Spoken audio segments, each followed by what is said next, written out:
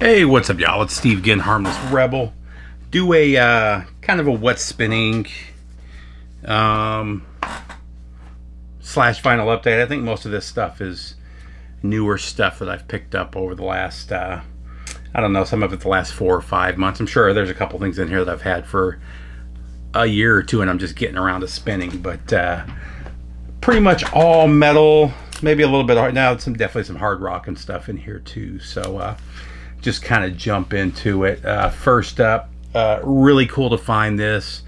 I've been trying to avoid a lot of the reissues lately. I was buying a lot of reissues for a while, for years actually, and then I would find original pressings, and you know, when you sell the reissues, you don't get as much as you paid for them. So unless it's something that I know it's going to be super hard to find, I don't buy the reissue. This is one of those, though. I've had the reissue for a number of years. I'm glad I had it, but still super stoked to run across an original. But this is the 2 EPs from Suicidal Tendencies, Controlled by Hatred. What was the other one called? And then Feel Like Shit. I think this was 88, 89 when this one came out, and a promo copy to boot. So I did have the MOV press. The MOV pressings of the Suicidal Tendency stuff all sounds really good. So if you don't want to shell out the money for originals, the MOV is definitely the way to go. Shop around for MOV though. I find a lot of local shops like to treat them like audiophile pressings, and they'll charge, or they'll have them listed for like 38, 40 bucks. And then you can go online and you can find them usually for under 30 bucks, usually about 25 bucks for the MOV stuff. But support your local store, but don't be ripped off by them. But Suicidal, love this. I believe this was Robert Trujillo's first release with the band. I'd have to double check on that, but I feel like that was the case.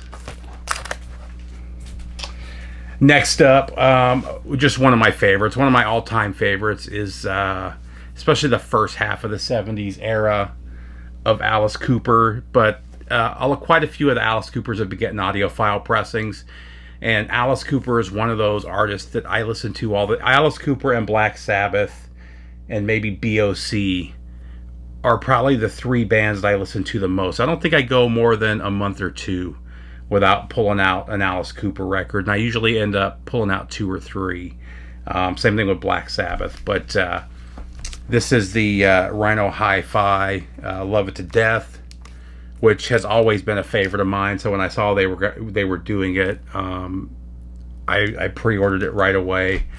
I did the same thing with Welcome to My Nightmare when who did that one? Analog Productions. When Analog Productions did that, which is my favorite Alice Cooper album. That, of course, being his first solo album, and this being the band, but still fantastic. I'm actually seeing Alice Cooper in a couple months here. I think September. Haven't seen him since before the pandemic, so I'm looking forward to that. He's coming through with Judas Priest and Corrosion of Conformity, which 3 favorites of mine. Can't wait for that show. Next up, this was kind of cool. I have never seen this version of the first single from Ozzy. So the first single from Ozzy was Mr. Crowley. There's a couple different versions of it. This is a Canadian 12-inch called Ozzy Osbourne Live EP. But it's Mr. Crowley. You Said It All in Suicide Solution. This was released as a 12-inch just like this, but said Mr. Crowley on the cover and had the same artwork as the single. Then, of course, there were the 7-inch versions. I believe Canada is the only one that got this version, though. And I'll buy anything Ozzy. Next up, this is a blind buy, and I really dug it. I've actually got 2 albums from the band.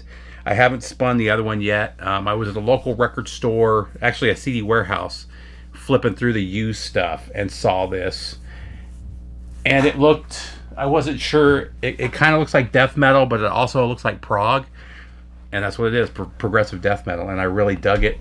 It's called Sludge. And it's esoteric Malacology. And sludge has slug in it, so it's kind of spelled Slugdge. And it's got all of their artwork that I've seen has this like slug type figures on the cover. Really cool though. Check these guys out online if you haven't. I really dug this, and a couple people that I've talked to about the band have also ended up buying the records after checking them out online. So if you're into progressive death metal, this will definitely be in your house. I believe these guys are British. Take that with a grain of salt. This was a few weeks ago. I feel like in my head they were British though. Next up, just like everybody else, I've been slowly grabbing the Dream Theater reissues, Images and Words, and is it The Mirror? Oh, I can't remember the name of the other one. I believe it's The Mirror is the one after this. Those two are perfect albums, and they're the two Dream Theaters I listen to the most. I had the MOV pressing of this one. I have a feeling they come from the same stamper, or the same master anyway. Sound very similar. The artwork on the MOV, if I remember, was a little sharper though. Very blurry artwork here, which is kind of a disappointment, but it is what it is. The MOV was going for $150 until this came out. Now you can get it for $25, so definitely worth picking up. Next up, another OG. I believe this was the last original pressing that I needed from Anthrax. Persistence of Time, which is probably also my favorite Anthrax. This was the album when I really got into them and absolutely fell in love with the band. By far the album that I've listened to the most, and the one that I still pull out the most. So I'm really happy to finally have an original pressing of this one. Just one of those 10 out of 10 records. I never get tired of listening to this one. And with a little connection to Anthrax, we've got Nuclear Assault, Good Times, Bad Times with Stand Up, 12-inch EP.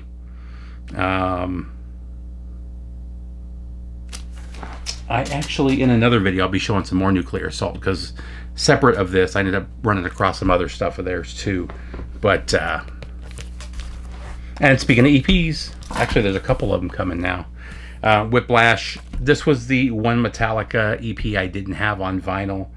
Is this a US? I don't think it is. I think it's a European press. No, I believe it's a European pressing. But the Whiplash, I mean, Jump in the Fire, Whiplash, Seek and Destroy, and Phantom Lord. I had this on cassette and pretty much wore it out. Love this one. Same thing with the Creeping Death EP. Did the same thing. However, I've had the Creeping Death EP on vinyl for years. Next up, I wasn't sure what this was. I didn't know that this record existed. Speaking of EPs, this is LA Guns EP. I thought this was maybe something new, but it turns out this was their first EP, and it just got a reissue, I think, this year. Really good though. I really dug this. I've played it quite a few times. Surprisingly, I didn't really... I think I knew a couple of the songs, or I had heard them, but I also don't have the memory of the LA Gun stuff. I haven't listened to it as much over these. I've always had the records or the CDs or cassettes, but they weren't always a go-to band like some of the other bands were. But still, grab this while you can. I thought at first it was like something new that had come out, and it turns out it's their first EP. And a couple people that I talked to that even knew the band didn't know that was released. Next up, if you guys are into Judas Priest, which if you're watching my channel, you pretty much are. These guys are definitely in the vein of Judas Priest. They're not sound-alikes, they just have that feel. This is Texas Meddlers, Iron Jaw, and this is Cursed. Fantastic album. Pick this up. I believe it's No Life Till Metal, right? Yeah, so pick this up from No Life Till Metal Records. This is a 9 out of 10 for me. I absolutely love this one. This was not my introduction to the band, but man, I've been playing this one a lot. I've had it for a few months now, and it hasn't left the rotation. Just a couple more pickups, upgrades.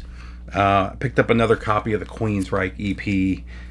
This thing is pretty much meant a US pressing. My last copy had some ring wear. I've had it for decades, and it just kind of wore it out.